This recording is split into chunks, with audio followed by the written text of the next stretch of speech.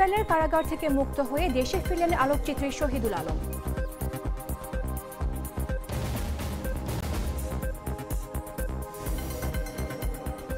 না ফেরার দেশে পাড়ি জমালেন ঢাকা বিশ্ববিদ্যালয়ের ইংরেজি বিভাগের ইমেরিটাস অধ্যাপক কথাসাহিত্যিক সৈয়দ মঞ্জুরুল ইসলাম। মেক্সিকোতে এক সপ্তাহ ধরে চলা ভারী বৃষ্টিপাতে অন্তত 23 জনের মৃত্যু।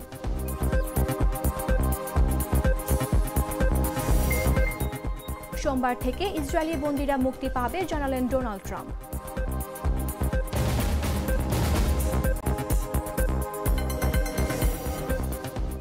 এবং মেসিকে গ্যালারিতে রেখে ভেনেজুয়েলাকে হারালো আর্জেন্টিনা।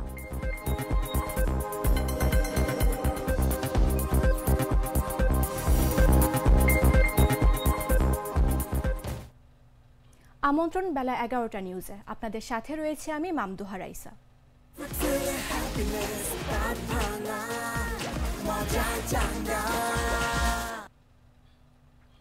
ইসরায়েলের কারাগার থেকে মুক্ত হয়ে দেশে ফিরেছেন আলোকচিত্রী শহীদুল আলম। শনিবার ভোর 4:55 টার্কিশ এয়ারলাইন্সের একটি ফ্লাইটে ঢাকার হযরত শাহজালাল আন্তর্জাতিক বিমানবন্দরে পৌঁছান তিনি।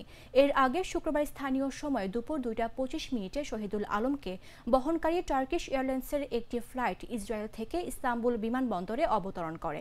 বিস্তারিত জাগো রিপোর্টে।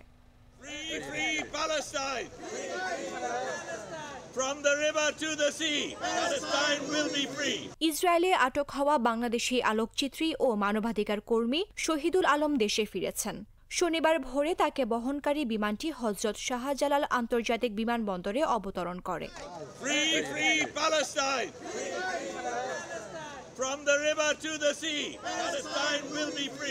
বিমানবন্দরে ভিআইপি লাউঞ্জ দিয়ে ভোর 5টার কিছুক্ষণ পর তিনি বের হয়ে গণমাধ্যম কর্মীদের সঙ্গে কথা বলেন। এ সময় গ্লোবাল সুমুদ ফ্লোটিলার সঙ্গে তার সেই যাত্রার বর্ণনা দেন। এখনো কিন্তু গাজা মুক্ত হয়নি, গাজার মানুষরা এখনো আক্রান্ত, তাদের উপর এখনো নির্যাতন চলছে এবং সেটা যতক্ষণ না হয় আমাদের কাজ কিন্তু শেষ হয়নি। আমাদের উপর নির্যাতন গেছে, কঠিন সময় গেছে, কিন্তু গাজাবাসীদের উপর যা হয় তার তুলনায় আমাদেরটা কিচ্ছু না। এই ফ্লোটিলায় যাওয়ার সুযোগ পাই 24 তারিখে সম্ভবত সেপ্টেম্বরে, তখন আমি নিউ ইয়র্কে।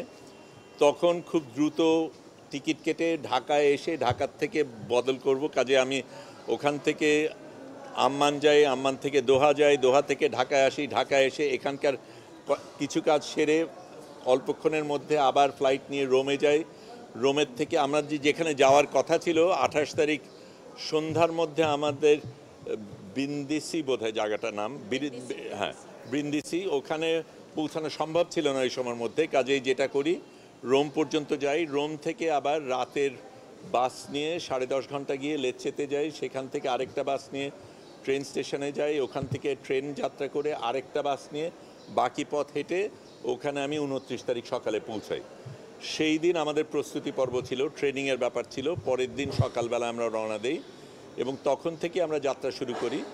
তারপরে আমাদের আগে ছোট 8টা ফ্লোটিলা রওনা দিয়েছিল, তারপরে আমরা রওনা দিই। এটা ছিল সবচাইতে বড় ফ্লোটিলা পুরো সব কিছুর মধ্যে, অনেক বড় অন্যদের থেকে। এবং আমাদের প্রধান এর মধ্যে আরোহী ছিল সংবাদকর্মীরা এবং স্বাস্থ্যকর্মীরা। বিমানবন্দরে শহীদুল আলমকে ফুল দিয়ে বরণ করতে আসেন তার সহকর্মী এবং পরিবারের সদস্যরা।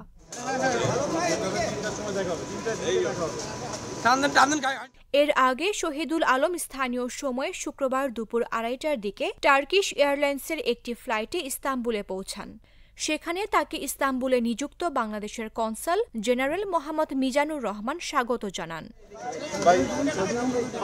সেদিন সন্ধ্যা 6:45 ইস্তাম্বুল থেকে ঢাকার উদ্দেশ্যে রওনা হন তিনি। পরে শনিবার ভোর 5টার দিকে ঢাকায় পৌঁছান। আন্তর্জাতিক কন্যা শিশু দিবস আজ। প্রতি বছর 11 অক্টোবর বিশ্বব্যাপী দিবসটি পালিত হয়ে আসছে। দিবসটিকে ঘিরে বিভিন্ন দেশে নানা আয়োজন থাকে। বিশেষ করে কন্যা শিশুদের স্বাস্থ্য, শিক্ষা সহ তাদের মৌলিক অধিকার নিশ্চিতে সভা, সেমিনারের আয়োজন করা হয় দেশে দেশে। এবার 2025 সালের আন্তর্জাতিক কন্যা শিশু দিবসের প্রতিপাদ্য হল the girl I am the change lead girls on the front lines of crisis. আন্তর্জাতিকভাবে কন্যা দিবস পালনের মূল লক্ষ্য হল কন্যা শিশুদের অধিকার সুরক্ষা, শিক্ষা, স্বাস্থ্য ও নিরাপত্তা নিশ্চিত করা, লিঙ্গ বৈষম্য দূর করা এবং তাদের আত্মবিশ্বাস ও নেতৃত্ব বিকাশে উৎসাহিত করা।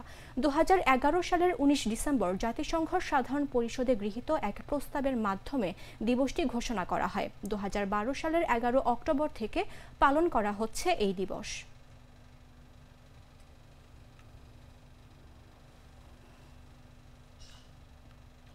ঢাকা বিশ্ববিদ্যালয়ের ইংরেজি বিভাগের ইমেরিটাস অধ্যাপক, কথাসাহিত্যিক, প্রাবন্ধিক সৈয়দ মঞ্জুরুল ইসলাম মারা গেছেন।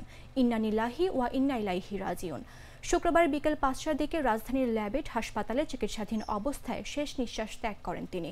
অন্য প্রকাশের প্রধান নির্বাহী মাজহারুল ইসলাম এ তথ্য নিশ্চিত করেন। গেল 3 অক্টোবর অধ্যাপক সৈয়দ মঞ্জুরুল ইসলাম রাজধানীর ধানমন্ডিতে ইউনিভার্সিটি অফ লিবারেল আর্টস বাংলাদেশে ইউলেব যাওয়ার পথে গাড়িতে অসুস্থ হয়ে পড়েন। পরে গাড়ি চালক একজনের সহায়তায় তাকে পার্শ্ববর্তী একটি হাসপাতালে নেন। খবর পেয়ে তারা সেখানে যান। সেখান থেকে তাকে ল্যাবেট হাসপাতালে ভর্তি করা হয়।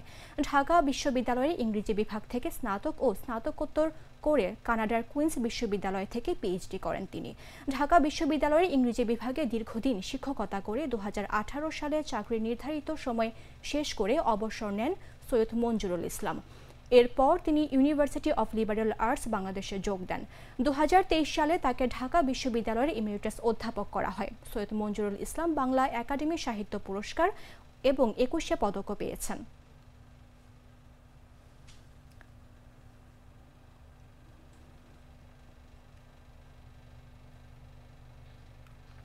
হেফাজতে ইসলাম কোনো রাজনৈতিক দল না হলেও তারা সবার জন্য পরামর্শক বা পরামর্শদাতা বা অভিভাবক হিসেবে দায়িত্ব পালন করছেন বলে মন্তব্য করলেন বিএনপির যুগ্ম মহাসচিব শহীদ উদ্দিন চৌধুরী অ্যানি। তিনি বলেন, হেফাজতে ইসলামের ভেতরে অনেকগুলো রাজনৈতিক দল আছে, সে কারণেই তাদের পরামর্শ সমাজে গ্রহণ করা হয়।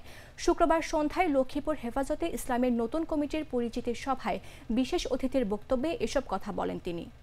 রাজনৈতিক একটা অনুষ্ঠানে রাজনৈতিক বক্তব্য বেশি দিব না, দিতে চাই না, কিন্তু হেফাজতে ইসলাম কথা বললেও কিন্তু রাজনৈতিক একটা কথা চলে আসে, যেটা এই যে আমাদের আজিল হক ইসলামী সাহেব বলেছেন যে হেফাজতের পক্ষে তো অনেকে আছেন নির্বাচন করতে চান, কিন্তু এই প্রশ্ন উঠতে পারে, কারণ হেফাজতে ইসলাম তো কোনো রাজনৈতিক দল না। হেফাজতে ইসলামের ভিতরেই অনেকগুলো রাজনৈতিক দল আছে বিদায় তাদের পরামর্শটা আমরা এই সমাজে গ্রহণ করি এবং আপনাদের বক্তব্য অনুযায়ী, কথা অনুযায়ী বা কেন্দ্রীয়ভাবে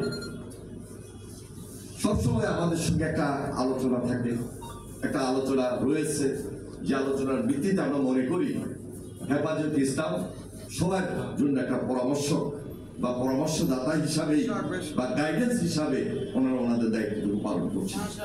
সেই গাইডেন্সটা নিতে তো আমার আপনার কোনো আপত্তি নেই, দেশের জন্য, দশের জন্য, মানুষের জন্য।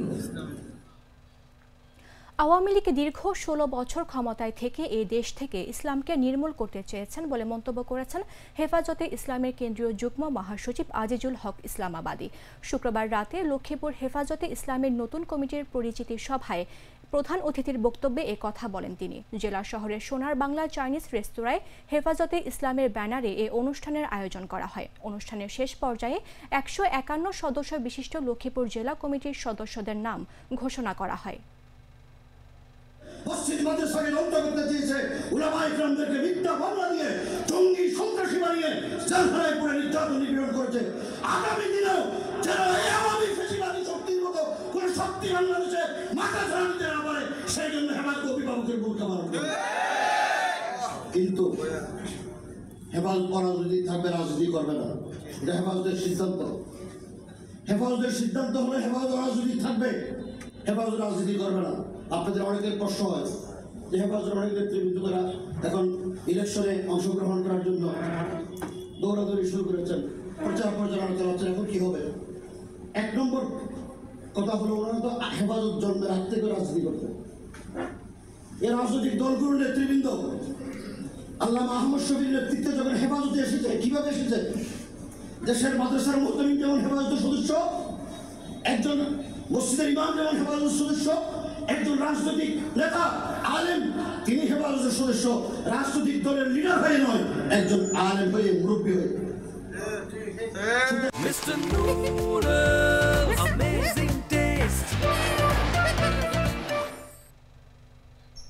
জানাবো আন্তর্জাতিক সংবাদ।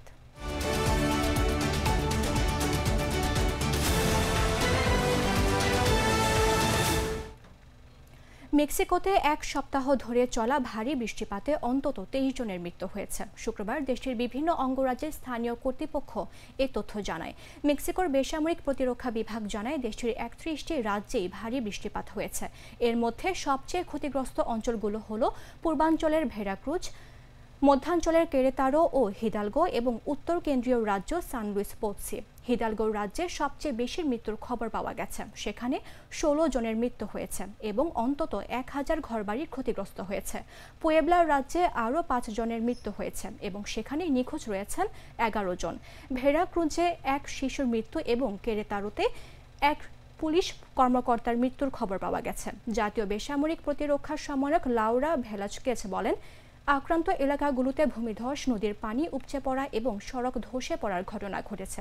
স্থানীয় কর্মকর্তাদের সঙ্গে বৈঠকের পর প্রেসিডেন্ট ক্লাউডিয়া শেইনবাম সামাজিক মাধ্যম এক্সে লিখেন, জনগণকে সহায়তা, রাস্তা পুনরায় খুলে দেওয়া এবং বিদ্যুৎ সংযোগ পুনঃস্থাপনের কাজ করছে সরকার।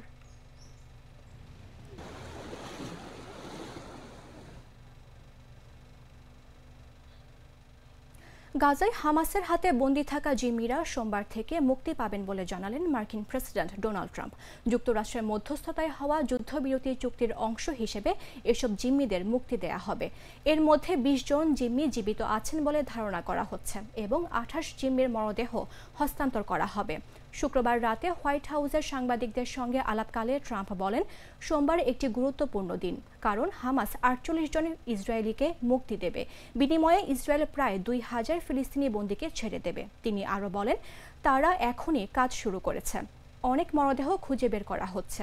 এটা এক বিশাল ট্র্যাজেডি। ট্রাম্প এ সময় বলেন, জীবিত বন্দীদের অনেকেই অত্যন্ত কঠিন স্থানে রয়েছেন। মাত্র অল্প কয়েকজনই জানেন যে তারা কোথায় আছেন। তিনি আরও জানান, চলতি সপ্তাহে তিনি কায়রো সফরে যাচ্ছেন এবং পরবর্তীতে তিনি ইসরায়েলের সফর করবেন এবং দেশটির পার্লামেন্ট নেসেটে ভাষণ দেবেন তিনি।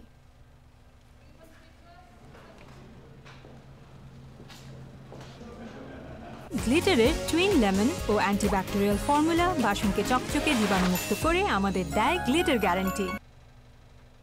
লিওনেল মেসি খেলবেন না, এটা ছিল জানা কথা। ওয়ার্কলোড ম্যানেজমেন্ট কিংবা ইনজুরি থেকে সতর্ক থাকা, যাই হোক, মেসিকে এই প্রীতি ম্যাচে না খেলানোর সিদ্ধান্ত নেওয়া হয়েছিল। ফলে ভেনেজুয়েলার বিপক্ষে মেসিকে ছাড়াই খেলতে নামে আর্জেন্টাইনরা। মেসি না থাকলেও এই ম্যাচে জয় পেতে কষ্ট হয়নি আলবে সেলেস্তেদের। 1-0 গোলে জয় নিয়ে ফিরল তারা। 31তম মিনিটে ম্যাচের একমাত্র গোলটি আসে জিওভান্নি লো সেলসোর পা থেকে। ম্যাচটি অনুষ্ঠিত হয়েছে ইন্টার মিয়ামির হোম ভেন্যু হার্ড রক স্টেডিয়ামে। ঘরের মাঠে খেলা, দলে না থাকলেও তাই মাঠে হাজির ছিলেন লিওনেল মেসি। তার উপস্থিতিতেই জয় পেল আর্জেন্টিনা। পুরো ম্যাচ জুড়ে আধিপত্য দেখিয়েছে আর্জেন্টাইন ফুটবলাররা। প্রথম মিনিট থেকেই দলের দখল ও আক্রমণে এগিয়েছিল বিশ্ব চ্যাম্পিয়নরা। তবে গোলের সামনে এসে বারবার ব্যর্থ হন লাউতারো মার্টিনেজ, হুলিয়ান আলভারেজ ও এনজো ফার্নান্দেজরা। ভেনেজুয়েলার গোলরক্ষক হোসে কন্ত্রেরাস ছিলেন দলের একমাত্র ভরসা। পুরো ম্যাচে তিনি 10টির বেশি সেভ করেন, যার মধ্যে 6টি দ্বিতীয়ার্ধে। 75 মিনিটে ভেনেজুয়েলার কুইন্তারো লিওনেল শট বার কাঁপিয়ে ফিরে আসে। ফলে অল্পের জন্যই সমতা এড়ায় আর্জেন্টিনা। শেষ পর্যন্ত লো সেলসোর প্রথমার্ধেই গোলই ম্যাচের ভাগ্য নির্ধারণ করে দেয়।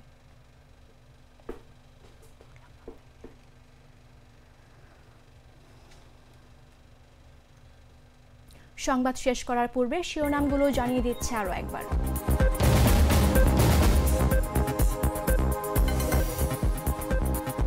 ইসরায়েলের কারাগার থেকে মুক্ত হয়ে দেশে ফিরলেন আলোকচিত্রী শহীদুল আলম।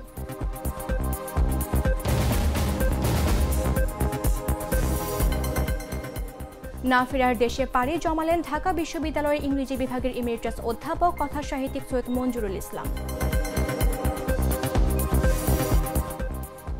মেক্সিকোতে এক সপ্তাহ ধরে চলা ভারী বৃষ্টিপাতে অন্তত 23 জনের মৃত্যু।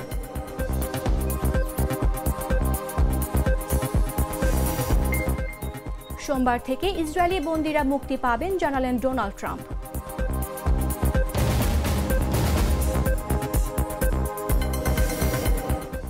এবং মেসিকে গ্যালারিতে রেখে ভেনেজুয়েলাকে হারালো আর্জেন্টিনা।